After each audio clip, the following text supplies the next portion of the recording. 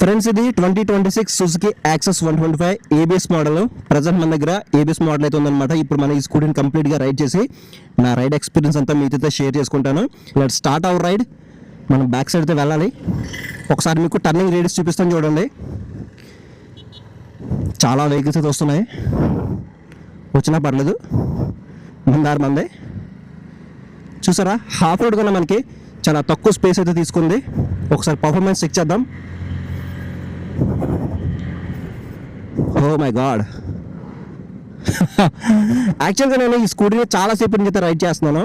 So shoot లొకేషన్కి walker ఇంటర్వ్యూకి తీసుకొచ్చిన దగ్గర నుంచి కూడా నేనైతే రైడ్ చేస్తాను. సో ఇప్పుడు కంప్లీట్గా రైడ్ లొకేషన్ కూడా తీసుకొచ్చినప్పుడు కూడా చాలాసేపు రైడ్ చేశాను కాబట్టి మొత్తం నా రైడ్ ఎక్స్పీరియన్స్ అంతా మీరైతే షేర్ చేసుకుంటాను.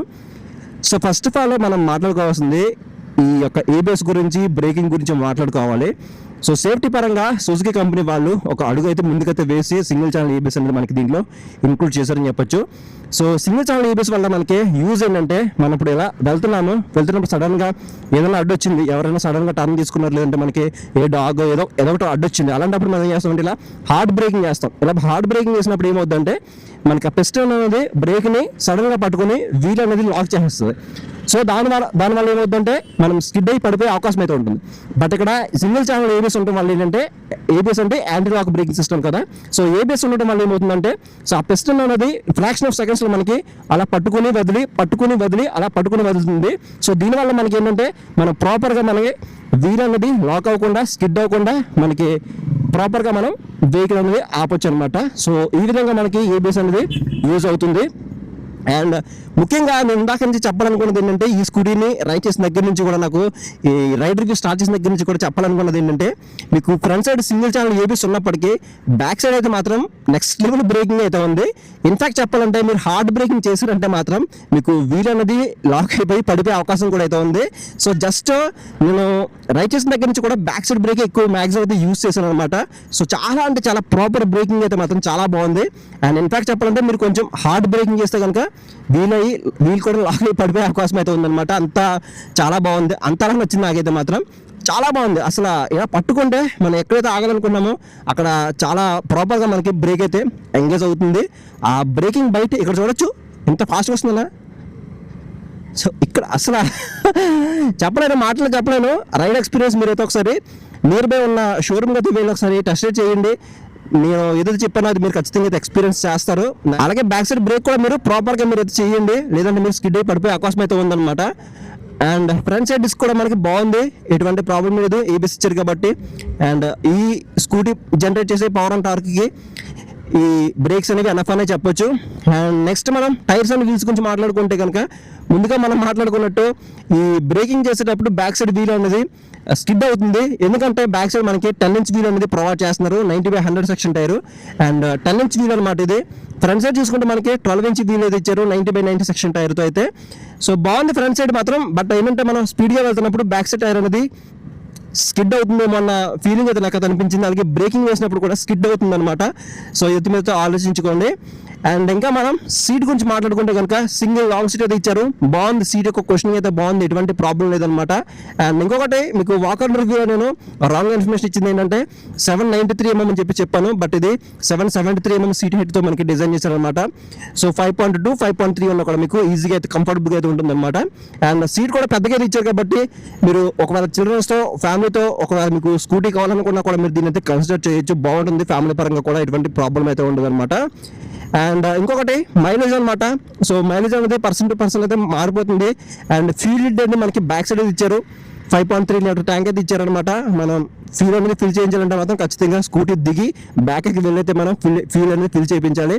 బట్ జూపిటర్ 125 చూసుకుంటే మనకి ఫ్రంట్ అయితే ప్రొవైడ్ చేస్తారు కదా, సో అది మనకి కొంచెం కూల్గా కనిపిస్తుంది. బట్ దీంట్లో మాత్రం దిగి బ్యాక్కి వెళ్ళి మనం ఫ్యూల్ అనేది ఫిల్ అయితే చేయించాలి. అండ్ నెక్స్ట్ ఇంజిన్ గురించి మాట్లాడుకున్నట్టయితే కనుక, సో ఇంజిన్ అయితే మాత్రం చాలా స్మూత్గా ఉంది, చాలా రిఫైన్గా అయితే కనిపిస్తుంది. అండ్ దీంట్లో 124cc ఎయిర్ కూల్ ఇంజిన్ అనేది ప్రొవైడ్ చేస్తున్నారు. So 8.3 PS power, 10.2 mm torque అనేది ప్రొడ్యూస్ చేస్తుంది మనకి. ఇది బాగుంటుంది. మీకు ఇనిషియల్ పుల్ అయితే మాత్రం చాలా బాగుంది. లేదంటే ఏదన్నా ఒక వెహికల్ని ఓవర్టేక్ చేయాలన్నా కూడా మీకు చాలా బాగా అయితే యూజ్ అవుతుంది అనమాట. అండ్ ఇక్కడ ఏదో యాక్సిడెంట్ అయినట్టుంది. లేదు, ఆపుతున్నారు. చాలా రాస్తున్నట్టారు. అండ్ ఇంకా మనం పర్ఫార్మెన్స్ అయితే మాత్రం చాలా బాగుంటుంది ఈ వెహికల్లో, డీసెంట్ పర్ఫార్మెన్స్ అయితే ఉందన్నమాట. అండ్ పవర్ కన్నా టార్క్ అయితే మనకి దీంట్లో ఎక్కువ అయితే ఉంటుంది కాబట్టి, సో మీరు ఏదైనా ఒక స్లోప్ ఏరియాలో మీరు డ్రైవ్ చేసినా కానీ, లేదంటే మీరు ఒక వెహికల్ ఓవర్టేక్ చేయాలనుకున్నా కానీ ఆ టార్క్ అయితే మాత్రం చాలా బాగా యూజ్ అవుతుంది. అండ్ ఇంకా దీంట్లో సుజుకి ఎక్కువ పెర్ఫార్మెన్స్ అయితే ఉంటుంది. సో దీనివల్ల కూడా మనకి పెర్ఫార్మెన్స్ ఇంకా బెటర్ అయితే ఉంటుంది. అండ్ ఇంకా మైలేజ్ కూడా మనకి బెటర్ అయితే వస్తుంది అనమాట. పర్ఫార్మెన్స్ విషయంలో కూడా మీకు డీసెంట్ ఎనఫ్ అయితే ఉంటుంది, సరిపోతుంది. మీరు ఒకవేళ ఫ్యామిలీస్కి చూస్తున్న రెగ్యులర్ సిటీ కమ్యూనిటీ కానీ, లేదంటే చిన్న చిన్న లాంగ్ ట్రిప్స్కి వెళ్ళాలనుకున్నా కూడా మీరు దీన్ని అయితే యూజ్ చేయొచ్చు వీకెండ్లో అయితే. అండ్ హ్యాండ్ బార్ కంఫర్ట్ బాగుంది, మనకి రిలాక్సింగ్ పొజిషన్ అయితే ఉందన్నమాట. ఒక సోఫాలో కూర్చొని రైడ్ చేసిన ఫీలింగ్ అయితే ఉంది నాకైతే మాత్రం. అండ్ లైటింగ్ విజిబిలిటీ బాగుంటుంది, దీంట్లో ఎల్ఈడి లైట్ సెటప్ అయితే ఇచ్చారు.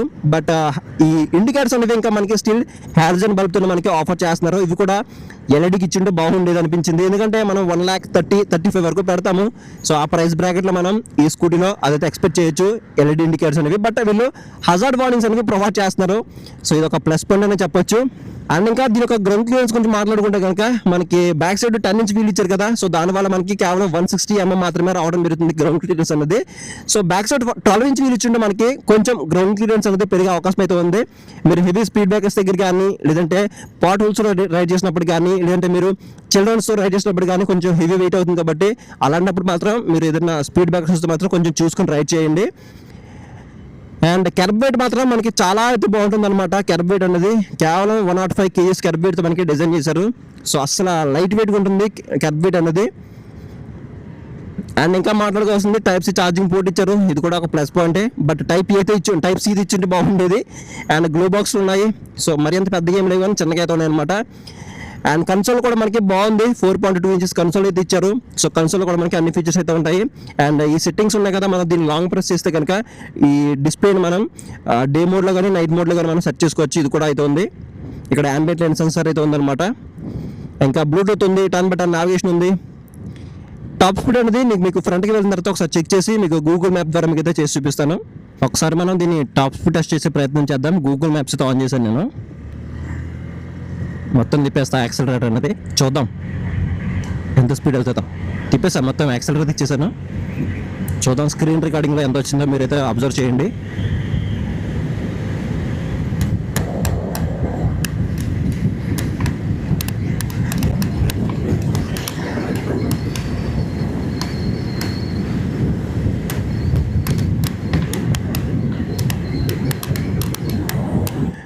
ఇక ఫైనల్గా మరి ఈ స్కూటీ ఇంకా ఓవరాల్గా మనం అన్నీ మాట్లాడుకున్నాము ఈ స్కూటీ గురించి అయితే.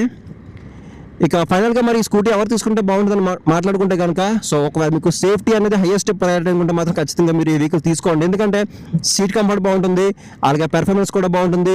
అలాగే టైర్స్ మాత్రం మీకు కింద కొన్ని చెప్పాను, మీకు కొన్ని కాన్స్ చెప్పాను. అండ్ ఇంకొకటి ఏంటంటే ఎటువంటి వైబ్రేషన్స్ కూడా నేనైతే నోటీస్ చేయలేదు. చాలాసేపు రైడ్ చేసాను కదా, ఎక్కడ కూడా వైబ్రేషన్స్ కూడా ఎక్కడ నోటీస్ చేయలేదు. అలాగే ఇంజిన్ హీటింగ్ కూడా ఎక్కడ కూడా నోటీస్ చేయలేదు, బాగుంది. సో చూడొచ్చు మనకి సుజుకి యాక్సెస్లు అనేవి మనకి చాలా సక్సెస్ఫుల్గా మనకి రన్ అవుతున్నాయి మార్కెట్లో అయితే. సో ఖచ్చితంగా మీరు యాక్సెస్ 125 మీరు ఏబిఎస్లో కూడా మీరు ఇప్పుడు కన్సిడర్ చేయొచ్చు అనమాట. సో ఒక 3,000 to 4,000 రూపీస్ మీకు ఎక్స్ట్రా అయితే అవుతుంది. బట్ అయినప్పటికీ మీకు సేఫ్టీ అనేది కొంచెం బెటర్ అయితే ఉంటుంది అనమాట ఈ వెహికల్ అయితే. సో ఇది ఫ్రెండ్స్ మొత్తానికి అయితే సుజుకి యాక్సెస్ 125 యొక్క కంప్లీట్ నా రైడ్ రివ్యూ అవుతుంది అనమాట. సో కొంచెం ఫాస్ట్గా వాగేస్తున్నాను అనుకుంటా, నాకు తెలిసి అలవాటు అయిపోయింది అలా ఫాస్ట్గా మాట్లాడడం. సో కొంచెం అలవాటు చేసుకునే ప్రయత్నం చేస్తాను స్లోగా మాట్లాడడానికి అయితే. సో ఈ వీడియో మీకు ఎలా అనిపించిందో కింద కామెంట్ సెక్షన్లో కామెంట్ చేయండి. అలాగే నెక్స్ట్ వీడియో మీకు ఏ స్కూటీ యొక్క రైడ్ రివ్యూ కావాలో కూడా కింద కామెంట్ సెక్షన్ అయితే కామెంట్ చేయండి. సో నెక్స్ట్ వీడియో మళ్ళీ వెళ్దాం. Bye. Thank you for watching. Subscribe చేసుకోవడం మాత్రం మర్చిపోవద్దు. థ్యాంక్ యూ బిగిలు. బాయ్.